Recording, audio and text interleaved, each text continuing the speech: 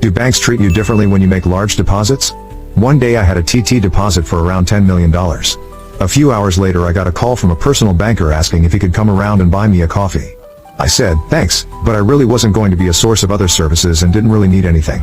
He eventually said I'd do him a big favor if I would let him buy me coffee, otherwise he'd get in trouble with his boss. We ended up being taken for lunch a few weeks later, me and my wife, at a top restaurant, with wine, etc. I never was a source of fees for them. Another day, at a different bank, I walked in with a check for $850,000. It was a handwritten check because I was transferring some money from one of my entities to another, and I was dressed like I'd just come from the beach, shorts, old t-shirt, sandals. The counter guy looked at the check and said $850? I said yep.